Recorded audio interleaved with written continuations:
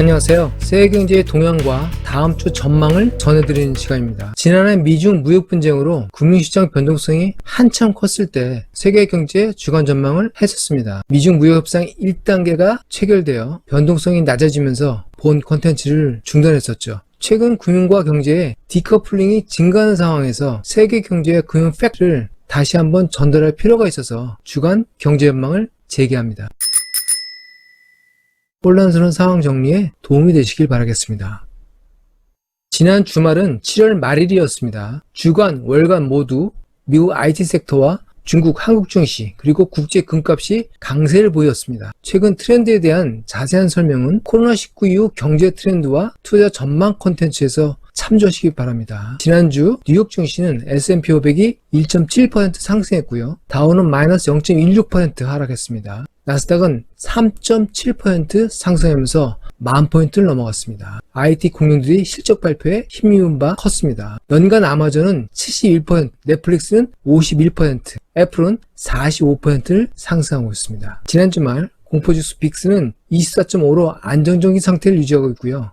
달러는 주간 마이너스 1%를 기록했습니다. 연간으로는 마이너스 2.7%, 7월 월간 마이너스 4%를 보이면서 약세가 지속되는 중입니다. 중국의 상해종합지수 주간으로는 3.5%가 상승했고요. 연간 8.5% 상승 중입니다. 7월에만 7.1%로 강세를 보이고 있습니다. 코스피도 주간 2.2%, 연간으로는 2.4% 상승했는데요. 7월 한 달간에만 5.3%를 상승하는 강세를 보였습니다. 유럽의 대표 지수인 EU 스톡스 50 주간 마이너스 4% 하락했고요. 연간 마이너스 15% 약세를 보이고 있습니다. 전반적으로 미국 나스닥과 중국, 한국 증시가 강세를 보이는 한 주였습니다. 미 국채금리는 주간 하락했습니다. 2년 만기가 주간 기준 27% 하락했고요. 10년 만기는 9% 하락했습니다. 국제유가 WTI 선물은 주간 마이너스 2%, 연간으로는 마이너스 34%나 하락 중입니다. 국제 금값 주간 4% 상승했고 연간으로는 28% 이상 상승하는 기염을 토하고 있습니다. 7월 월간에만 플러스 10%로 강세를 지속하고 있습니다.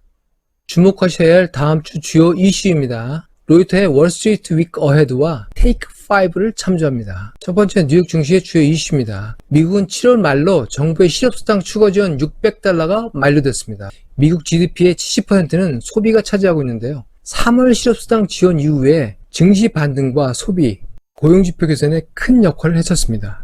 미 대선을 앞두고 민주공화의회 양당이 대립 중인 가운데 추가 재정 지원에 조기 합의할지 관건입니다. 미국 코로나19의 폭발적인 확산 속에 재정 지원 재개는 중요한 심리적인 변수가 될 전망입니다. 지난주 뉴욕 증시 투자자는 3월 이후 40% 넘는 상승 후에 경계 모드에 돌입했었는데요. 투자자들은 현금 비중을 증가시켰고 상대적으로 유리할 것으로 유럽 증시를 주목하고 있습니다. 7월 마지막 주 채권 선호 경향이 뚜렷이 나타나고 있는데요. 주식형 펀드에서 마이너스 18억 불이 이탈한 반면 채권형 펀드에는 182억 불이 증가됐습니다. 트럼프 대선 연기 발언 등으로 미국 대선 관련 불안감도 증폭하고 있고요. 주식시장과 실무경제의 디커플링에 대한 경계감도 더욱더 높아지고 있습니다. 2분기 역사상 최악의 미국 경제 GDP 폭락 후에 소비자 신뢰지수, 실업수당 청구권 수도 악화되고 있습니다. 안전자산 수요로 미 국채금리가 하락했고요. 채권의 가격은 금리와 역관계에 있기 때문에 금리가 하락하면 안전자산 국채 수요가 증가한 것을 의미하게 됩니다. 두 번째, 글로벌 기업실적의 방향에 대한 의문이 증폭되고 있습니다. 2분기 기업실적 발표 중반입니다만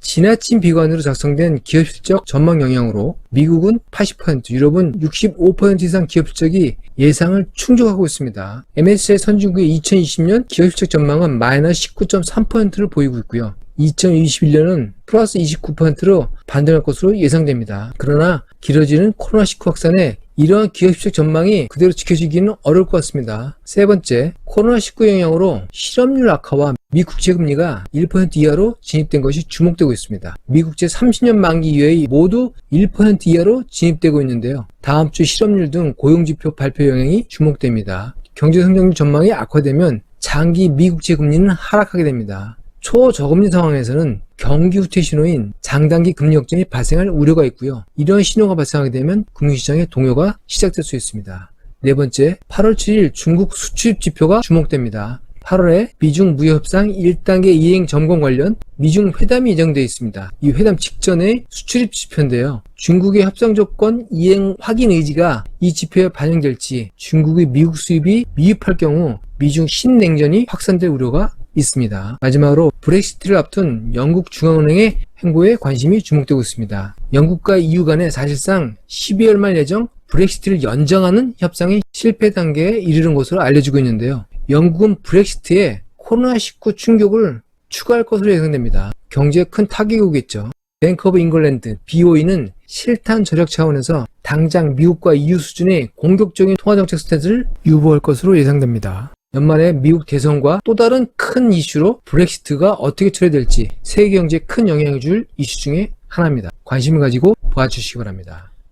다음 주 미국 실업수당 지원을 위한 재정정책, 미국 7월 고용지표, 중국 수입지표가 가장 큰 관심거리입니다. 코로나19 백신 소식이 간간히 흘러나오고 있으나 확진자, 사망자 증가 추세가 우려스럽습니다. 추가적인 경제활동 억제로 실물경제 지표는 8월 이후 더욱 악화될 예상입니다. 다음 주는 이런 여러가지 이유로 경계감이 증폭되는 한 주로 예상됩니다.